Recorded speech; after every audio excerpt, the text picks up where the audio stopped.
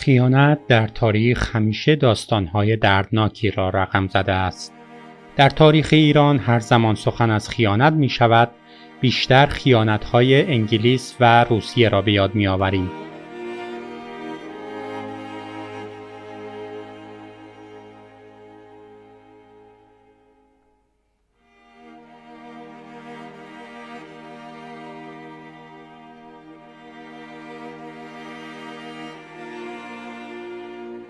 اما یکی از تلخ‌ترین خیانت‌ها به ایرانیان در یکی از مهمترین بزنگاه‌های تاریخ از سوی یکی از بزرگترین نام‌های تاریخ اروپا یعنی ناپلئون بوناپارت رقم خورد.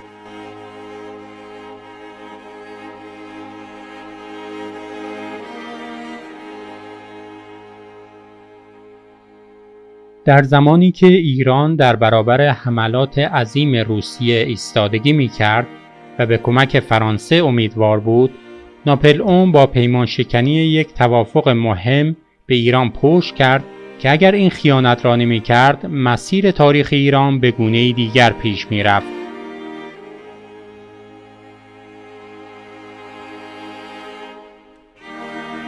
کشور ایران بسیار پهناورتر از آن چیزی که اکنون هست می بود، عهدنامه‌های ننگین گلستان و ترکمنچای بسته نمی‌شدند و سرزمین‌های استراتژیک و ثروتمند قفقاز، آذربایجان و گرجستان از دست نمی‌رفتند.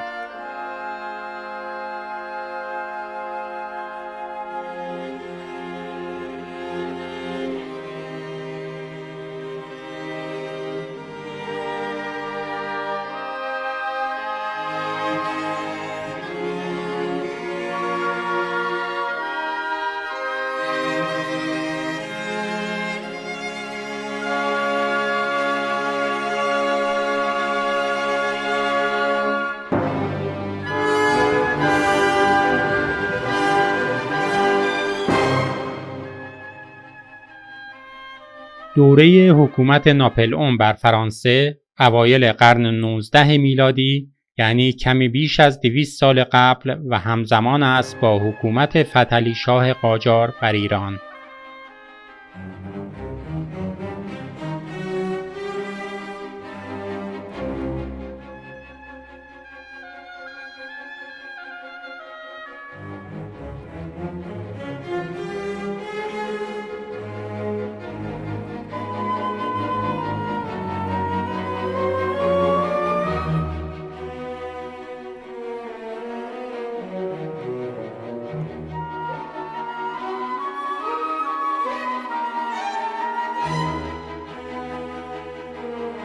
داستان از این قراره که در آن زمان ناپلئون در اجرای پروژه کشورگشایی خود برای سلطه بر اروپا به دلایل مختلف با بسیاری از همسایگانش وارد جنگ شد و موفق شد از طریق شکست دادن قدرت‌های بزرگ مانند اتریش و ایتالیا جایگاه فرانسه را به عنوان یک ابرقدرت تثبیت کند.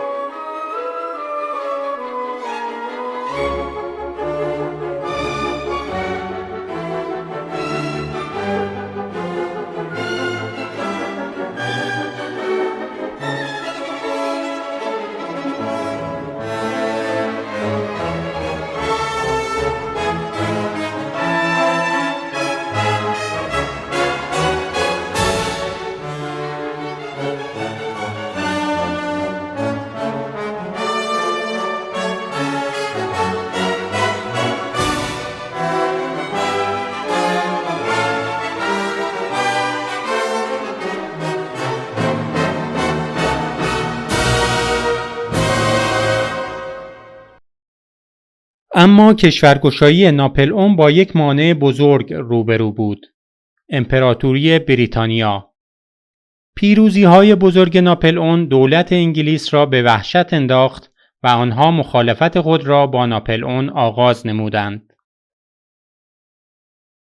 ناپلئون با وجود اینکه ارتشی بسیار بزرگ و مجهز داشت، اما ناوگان دریایی مناسبی برای پیروزی بر نیروی دریایی بریتانیا در اختیار نداشت.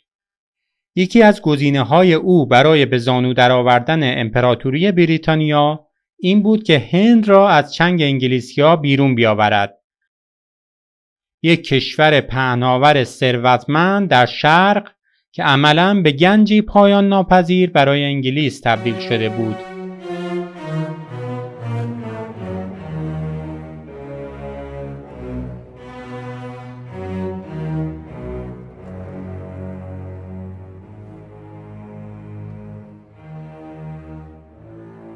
برای سلطه بر شرق، ناپلئون برای نخستین بار در سال 1798 در یک اقدام تاریخی به مصر که بخشی از امپراتوری عثمانی محسوب میشد، لشکرکشی کرد و این کشور را اشغال و غارت کرد.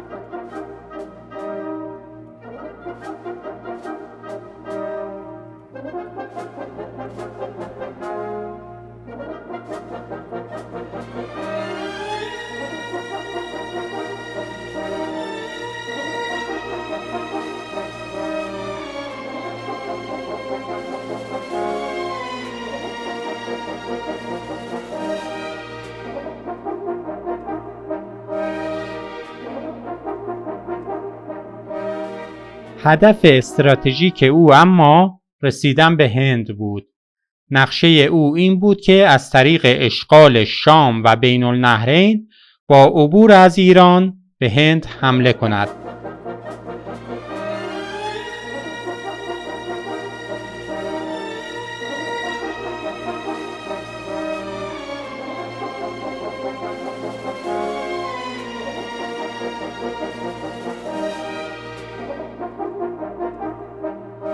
در این زمان اگرچه او قدرتمندترین فرد فرانسه بود، اما هنوز پادشاه نشده بود.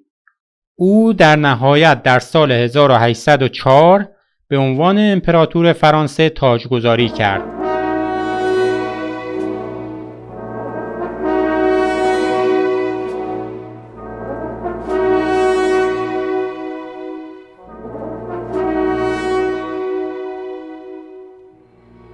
بعد از تاجگذاری تلاش‌های او برای حمله به هند جدی‌تر شد و بدین منظور توجهش به ایران جلب شد. ایران کشوری بود که اگر فرانسه می‌خواست بدون نیروی دریایی و از راه زمینی به هند برسد، چاره‌ای جز عبور از آن نداشت. بنابراین از نظر ناپلئون روابط نزدیک و دوستانه با ایران اهمیت بسیاری داشت.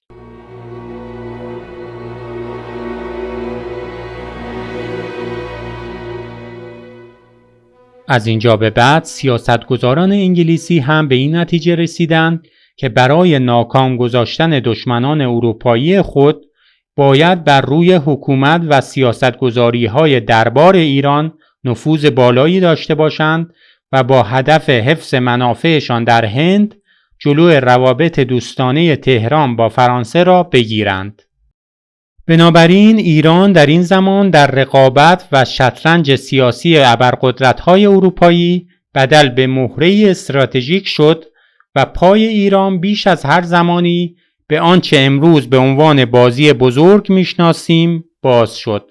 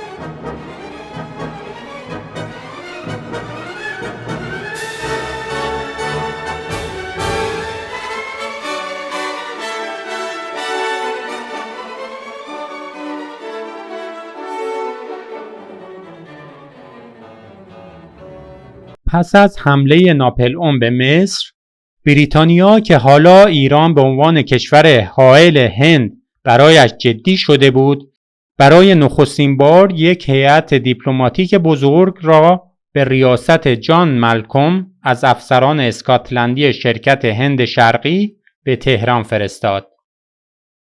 مالکوم موفق شد در سال 1801 با ایران یک پیمان مهم امضا کند که در آن مشخصاً تأکید شده بود فرانسوی‌ها هرگز اجازه نداشته باشند در سواحل ایران نیرو پیاده کنند. بریتانیا قول داد در صورت ورود ارتش فرانسه به ایران کمک کند. اما در این مقطع برای فتحعلی شاه و دستگاه دیپلماسی و نیروهای نظامی ایران تهدید فرانسه معنایی نداشت و دغدغه اصلی آنها روسیه تزاری بود. کشوری که در قرن 18 و بعد از فروپاشی امپراتوری ایران صفوی نشان داده بود به سرزمین‌های ثروتمند و استراتژیک ایران در قفقاز چشم دوخته است.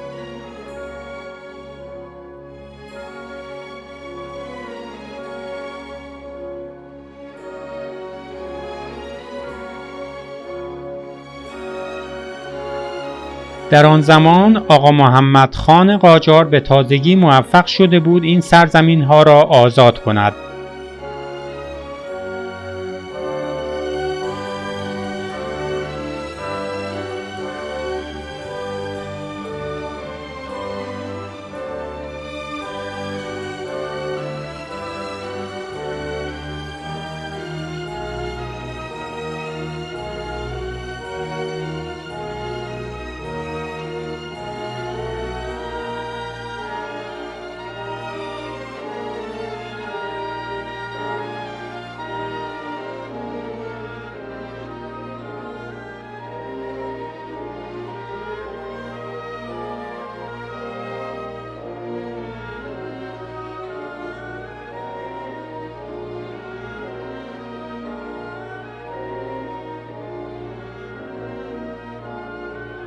سه سال بعد از این پیمان در سال 1804 روسیه به ایران حمله کرد، گنجه را اشغال کرد و جواد خان قاجار حاکم شهر گنجه را کشت.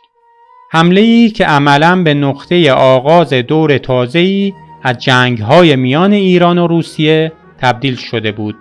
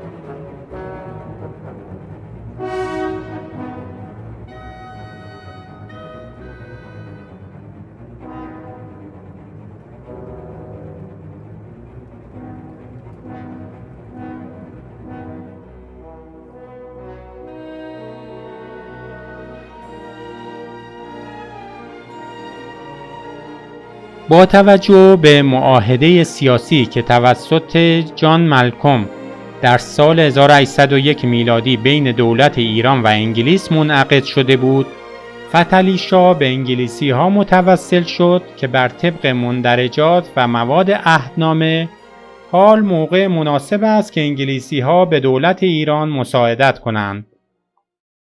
ایرانیان تصور می کردند که انگلیسی ها آنها را برای بازیافتن سرزمین هایشان در قفقاز که تحت اشغال روسیه بود کمک خواهند کرد.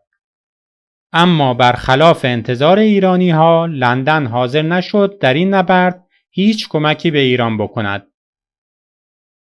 در آن تاریخ انگلیس و روسیه متحد بودند و دشمن مشترکشان فرانسه بود. عذر بریتانیا این بود که در پیمان 1801 هیچ اشاره‌ای به نام روسیه نیست. در جواب درخواست کمک فتحعلی شاه، دولت انگلیس جواب ناامید کننده‌ای به فرستاده او داده و اظهار داشت معاهده انگلیس و ایران برای جلوگیری از خطر ناپلئون بوده، نه از خطر روسیه.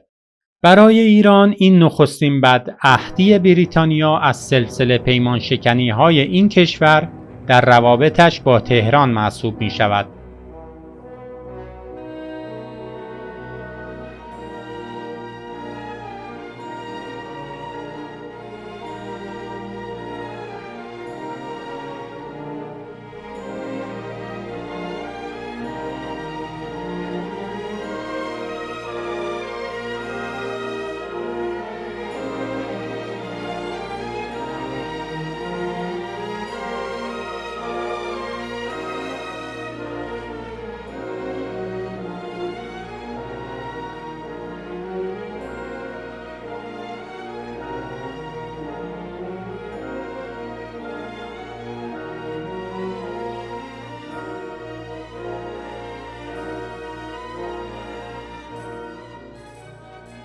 در جریان جنگ با روسیه در ابتدا نیروهای ایرانی به فرماندهی عباس میرزای قاجار موفق شدند علاوه بر متوقف کردن پیشروی روس‌ها، آنها را در برخی مناطق اشغال شده بیرون کنند. اما در همین نبردها به رغم پیروزی‌های اولیه عملاً برای نخستین بار روشن شد که ارتش ایران توانایی نظامی کافی برای رویارویی با ارتش تجهیز شده روسیه را ندارد.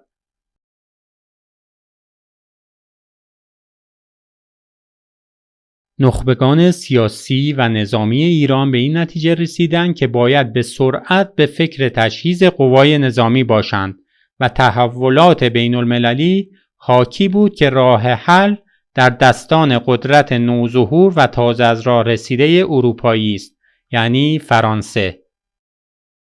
به همین دلیل فتحعلی شاه که از انگلیس سرخورده شده بود و مطمئن شد که بریتانیا حاضر نیست در نبرد ایران و روس کمکی به ایران برساند، فرانسه را به عنوان یک گزینه جایگزین مطرح کرد.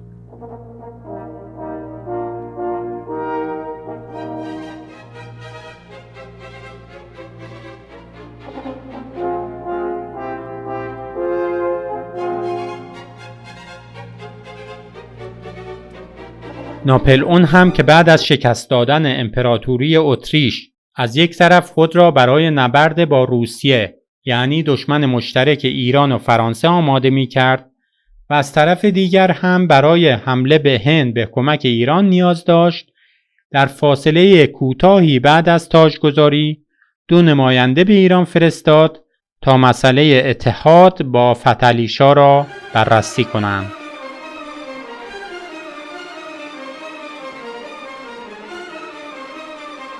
نماینده مخصوص ناپلئون وارد تهران شده و نامه ناپلئون را که به خط خود او نوشته شده بود به فتحعلی شاه ارائه می دهد.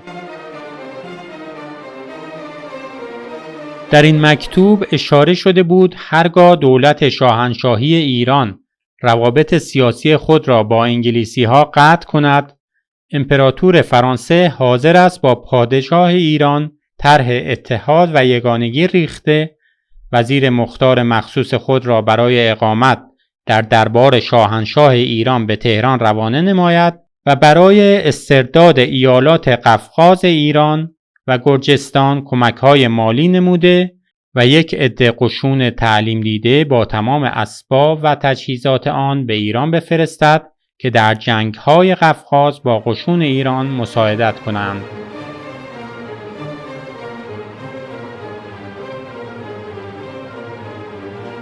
ایران هم برای نخستین بار سفیری به فرانسه اعزام کرد. میرزا محمد رضا قزوینی که تا این زمان حاکم قزوین بود، به عنوان سفیر ایران در فرانسه انتخاب شد.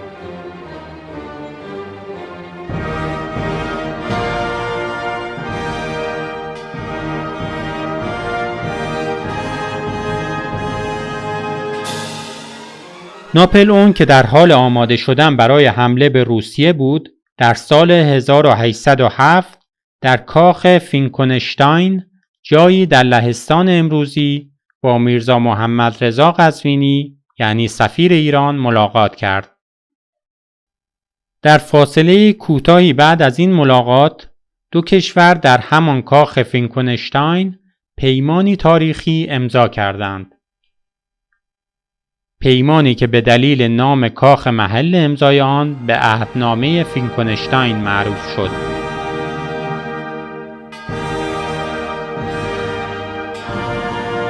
در بندهای 2 و 3 و 4 این پیمان، فرانسه متعهد شد که تمامیت ارضی ایران را تضمین کند. همچنین ادعای حاکمیت ایران بر گرجستان نیز در همین پیمان به عنوان ادعای مشروع قید شد و تأکید شد که فرانسه در اخراج روس‌ها از سرزمین‌های متعلق به ایران در قفقاز همه تلاشش را خواهد کرد.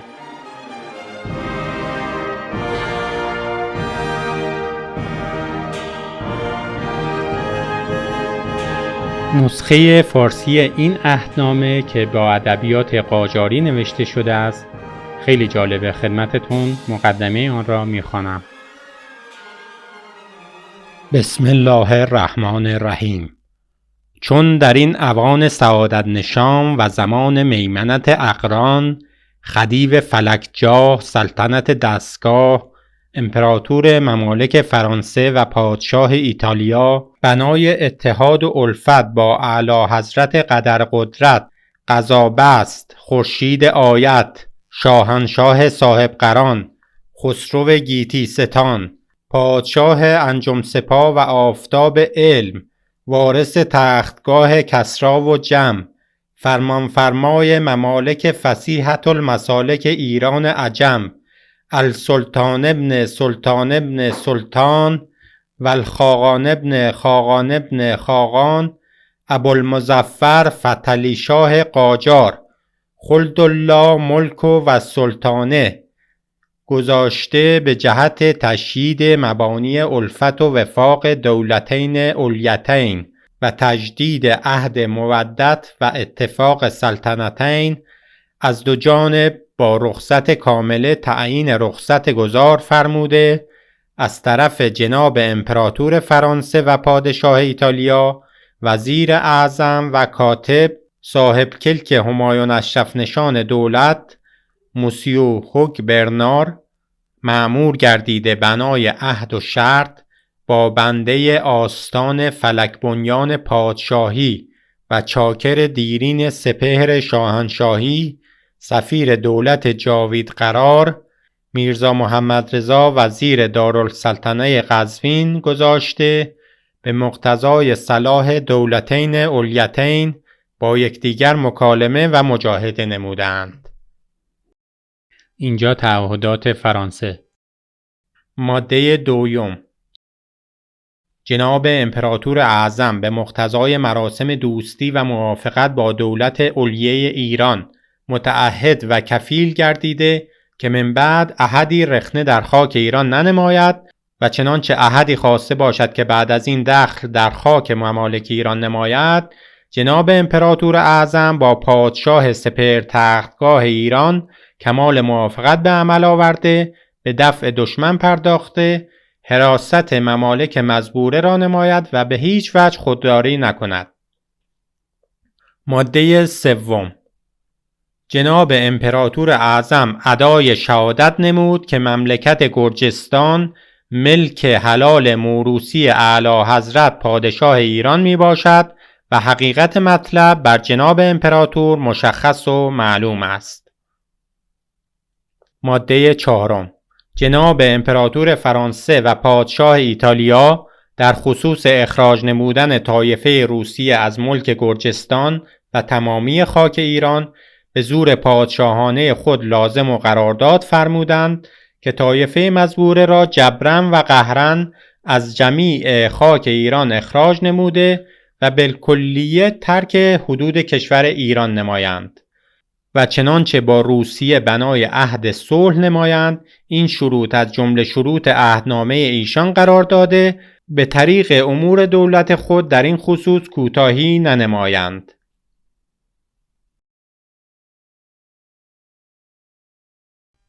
در مقابل ایران نیز متعهد شد که فوراً علیه بریتانیا اعلان جنگ کند و تمام روابط سیاسی و تجاریش را با این کشور قطع کند.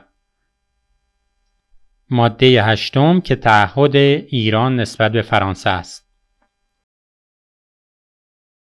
پادشاه جمجاه ممالک ایران از هر جهت قطع مکاتبه و مراسله با قرال انگلیس گردیده از جانب دولت علیه ایران متعهد شوند که بنای خصومت با ایشان گذاشته به جهت دفع آنها عساکر روانه نماید.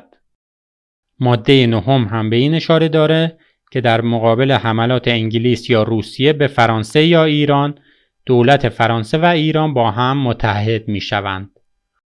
هرگاه فی المستقبل روسیه و انگلیس با هم اتفاق نموده به جانب دولتین علیتین فرانسه و ایران عزیمت و حرکت نمایند، این دو دولت نیز به اتفاق یکدیگر به دفع آنها اقدام نموده از روی موافقت و اتحاد به مخاصمه و محاربه و مجادله آنها بپردازند و چنانچه بنای سفر و حرکت نمایند، اولیای دولتین علیتین فرانسه و ایران یکدیگر را خبر نموده به دفع آنها اقدام نموده.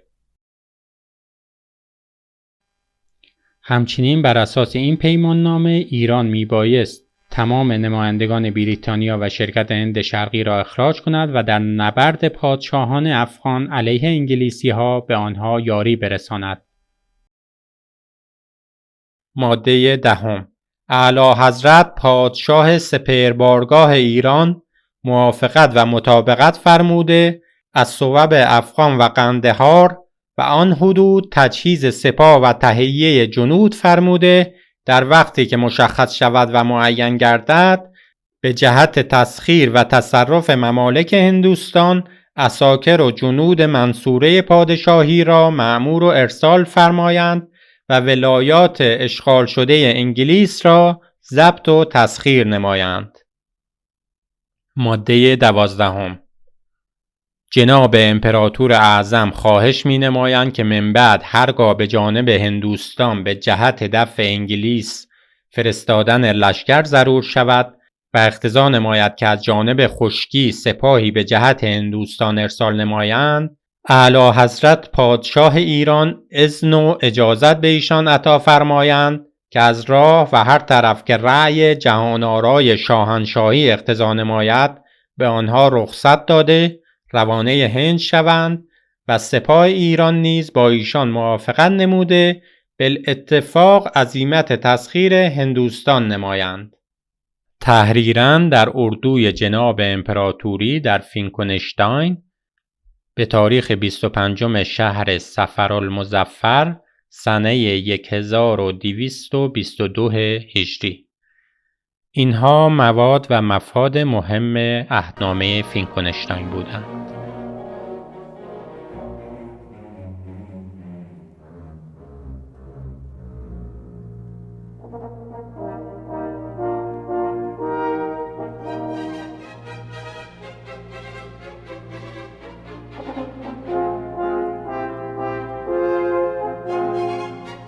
برای ایران پیمان فینکونشتاین یک موفقیت دیپلماتیک و سیاسی بسیار مهم در عرصه روابط بین المللیش محسوب می شد.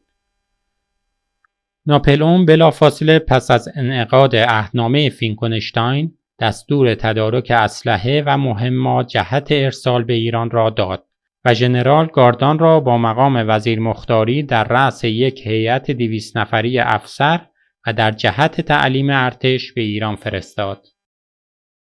وقتی گاردان به حضور فتحعلی‌شاه پذیرفته شد، فتحعلی‌شاه به سرعت پیمان فینکلشتاین را تأیید کرد و اتفاقاً به نقشه فرانسه برای حمله به انگلیسی‌ها در هند علاقه نشان داد. شاه ایران معتقد بود که بر اساس پیمان فینکلشتاین در ابتدا باید مسئله روسیه و بازگرداندن گرجستان حل و فصل شود و بعد از آن ایران می‌تواند حتی از حمله فرانسه به هند نیز بهره ببرد. ژنرال گاردان همچنین برای جلب حمایت فتحعلی‌شاه به تجدید و سازماندهی ارتش ایران پرداخت، ارتشی که هنوز به صورت سوار نظام عشایری بود. روابط فرانسه و ایران به عالی‌ترین مرحله خود رسیده بود و ایران برای حل بحران قفقاز و پس گرفتن مناطق اشغال شده از طرف روسیه تنها چند گام بیشتر فاصله نداشت.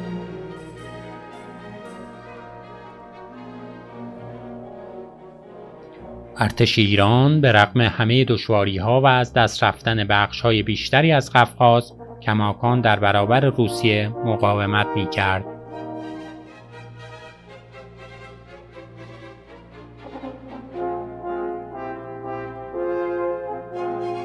اما در اینجا اتفاقات جهانی دوباره همه به ضرر ایران تمام می‌شوند و باعث می‌شود ناپلئون پشت ایران را خالی کند.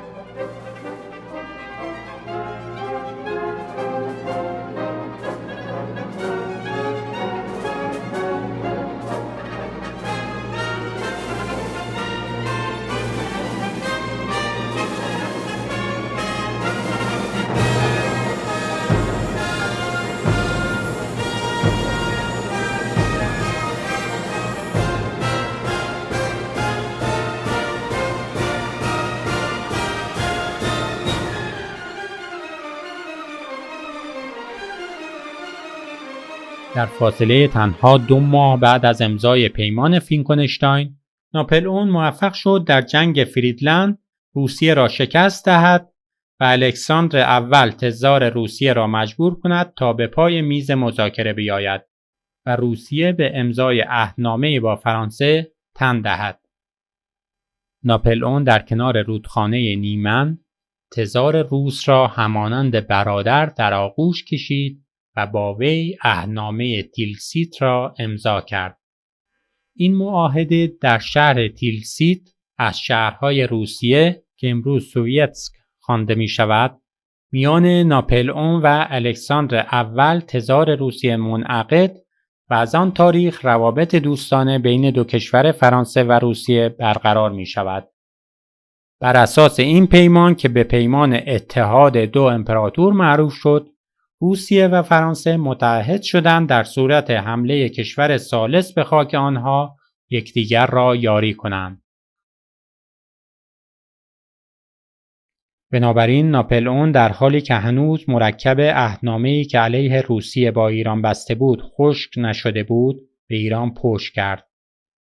ناپلئون در این عهدنامه بدون اینکه حتی نامی از متحد خود ایران ببرد، دولت فتحعلی‌شاه را در برابر روسیه رها کرد.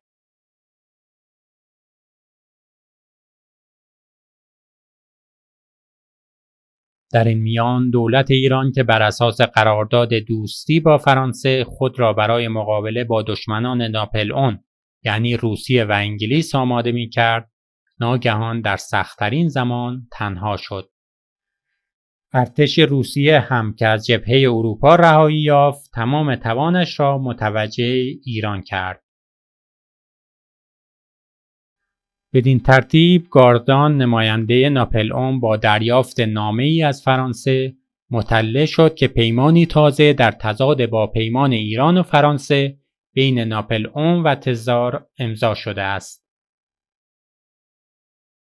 ایران از فرانسه درباره مذاکرات صلح و میانجیگری دولت فرانسه رسما سوال کرد و مواد معاهده فینکلشتین را که استقلال و تمامیت ارضی ایران را تضمین کرده بود یادآور شد. اما فرانسه حتی پیشنهاد میانجیگری را هم نپذیرفت و پیشنهاد داد دو دولت ایران و روس خود مذاکره کنند. فرانسوی‌ها به خوبی می‌دانستند که در صورت آغاز مذاکرات بر سر دوراهی سختی گرفتار خواهند شد. اگر طرف ایران را بگیرند، پیمانشان با روسیه به خطر می‌افتد و اگر طرف روسیه را بگیرند، ایران را از دست می‌دهند. و طبیعتاً مسئله قطع روابط ایران و بریتانیا هم منتفی می‌شود. بنابراین راه حل گاردان این بود که جلوی مذاکرات را بگیرد. او مدعی شد که مذاکرات در تفلیس به نفع ایران نیست، چرا که اعلیحضرت ناپلئون شخصاً باید در مذاکرات حضور داشته باشد تا از منافع ایران دفاع کند. این وعده‌ای بود که خودش نیز نیک می‌دانست وعده‌ای کاملاً تو خالی است. اینکه صبر کنید تا مذاکرات ایران و روسیه با حضور ناپلئون در پاریس برگزار شود، او در حال این ادعا را تکرار می‌کرد که در نامه‌نگاری‌ها با پاریس به صراحت به او گفته شده بود که ناپلئون علاقه‌ای برای قرار گرفتن در چنین موقعیتی ندارد. از اینجا اعتماد ایران به فرانسه خدشه‌دار شده بود و بعد از سرگیری حملات روسیه به ایران و عدم پایبندی فرانسه به تعهداتش مبنی بر کمک به ایران، فتحعلی شاه دیگر دلیلی برای متعهد ماندن به پیمان فینکلشتین نمی‌دید. او فهمیده بود که نمی‌تواند همه تخم‌مرغ‌هایش را در یک سبد بگذارد و سعی می‌کرد در اجرای تعهداتش مبنی بر قطع روابط با بریتانیا با احتیاط‌تر برخورد کند.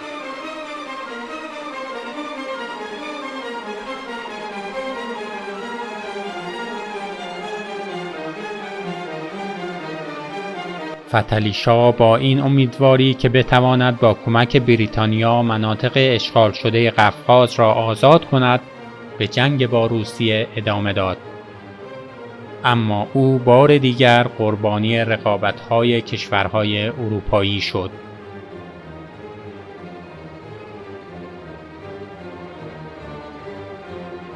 زیرا رفتارهای اروپایی‌ها نشان داد که آنها بیش از هر چیز به رقابت‌های درونگروهی خود نگاه می‌کردند و عموماً با نگاهی از بالا کشورها و حکومت‌های دیگر را هم سطح خود نمی‌دیدند.